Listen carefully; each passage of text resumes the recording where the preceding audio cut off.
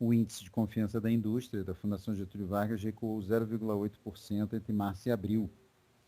No nível atual, de 104,2 pontos, o indicador sinaliza que a indústria está em um ritmo morno nesse início do segundo trimestre. A situação atual não é muito favorável na percepção dos empresários e as expectativas no horizonte de curto prazo sinalizam um crescimento moderado da produção, mas ainda algum otimismo quando a indústria é chamada a comentar a expectativa no horizonte de 6 meses. Um ponto que chama atenção no resultado de abril é a percepção, a mudança, a piora na percepção do nível de demanda, principalmente o nível de demanda externa. Houve alguma piora na percepção do nível de demanda interna, mas essa é uma percepção pontual do mês de abril, algo relacionado somente ao mês de abril. Na sondagem da indústria, nós temos também expectativas em relação aos próximos 3 meses, e as expectativas para a demanda interna melhoraram um pouco em relação a março. No caso da demanda externa, há uma piora tanto na percepção da demanda externa no mês de abril, quanto nas expectativas. O resultado agora de abril em relação às expectativas mostra um percentual maior de empresas achando que o nível de demanda externa vai piorar do que melhorar nos próximos 3 meses.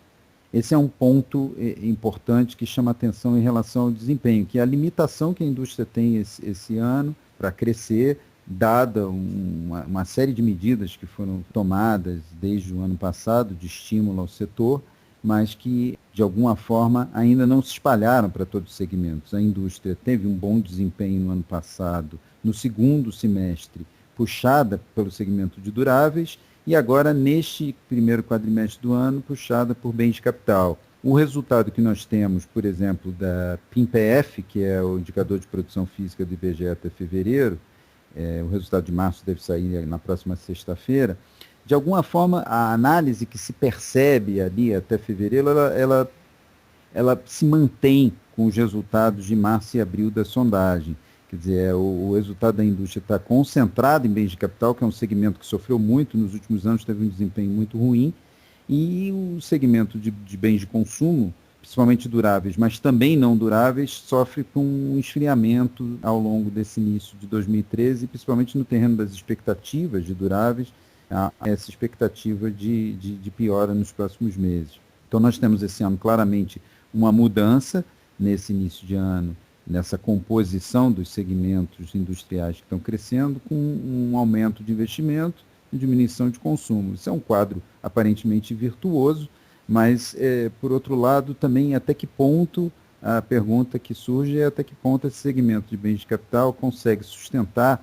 um desempenho ao longo dos próximos meses, né, que não seja simplesmente alguma reposição de máquinas, equipamentos já bastante depreciados pelo período em que a indústria deixou de investir.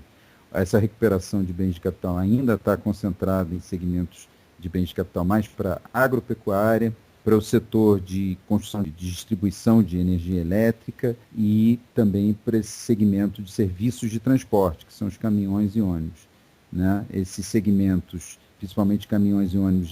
já nota-se uma certa desaceleração, e os bens de capital ligados à indústria mesmo, a recuperação ainda é muito tímida. Com o avanço de 0,1 ponto percentual do nível de utilização da capacidade nesse mês de abril, o cenário também não muda muito. Quer dizer, a indústria tem algum estoque de otimismo para os próximos meses, mas o desempenho, o crescimento não está suficientemente espalhado, há alguma insatisfação em relação às margens de lucro, e então essa recuperação de investimento ainda é um pouco ameaçada. E por fim, em síntese, o resultado da sondagem da indústria de abril mostra o início de segundo trimestre morno, com poucas contratações, o segmento de bens de capital realmente com alguma melhora, o segmento de construção, sinalizado pelos insumos da construção, também com alguma melhora, e a piora de bens de consumo no meio do caminho, fazendo com que